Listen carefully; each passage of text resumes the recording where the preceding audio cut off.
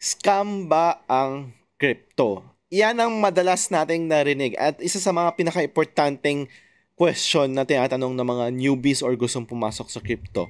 Scam ba ang crypto? Ito masasabi ko, alright? As a whole, buong crypto industry, cryptocurrency, it's not a scam.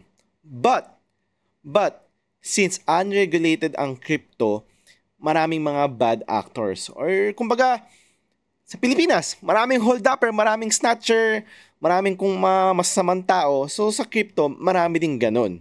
Okay? So, it's very important na kailangan mo ng due diligence, no? Kailangan mo mag-research, huwag ka basta-basta papasok.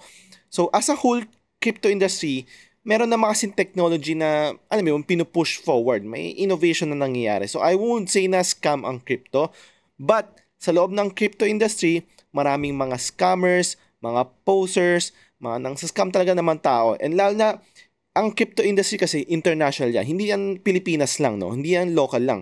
International. So, yung mga, isipin mo, sobrang daming tao sa buong mundo. So, imagine mo gano'n din kadami yung scammer dito sa crypto.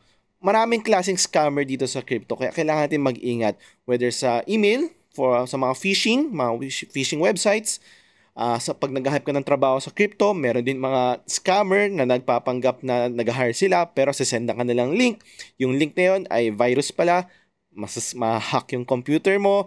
Meron din tayong mga scams like gumagawa ng mga tokens, kung ano ng tokens. Kasi sa crypto, mabilis lang gumawa ng token. Kahit ikaw as a viewer, kahit newbie ka lang sa crypto, kaya mong gumawa ng sariling sariling token. So, imagine mo, paano pa yung mga scammer? So, labas lang sila labas ng mga tokens. So, pag binili mo yun, kaya ka na lang scam, no? Pag nagpasok ka ng pera, kukunin nila yung pera mo. So, maraming klaseng scammer dito sa crypto. Doon tayo mag-ingat, no? Lalo na sa Pilipinas, maraming klaseng investment platform na Ponzi scheme na sinasabi nila, mag-invest ka, mag-antay ka ng ilang days, tapos ang front nila is crypto. Sabi nila, nag-invest sila sa crypto, kaya malaki yung return na nakukuha mo. Kaya nagkakaroon ng bad image ang crypto sa mga newbies kasi nga akala nila itong mga investment platform ay talagang related sa crypto pero ang totoo is wala.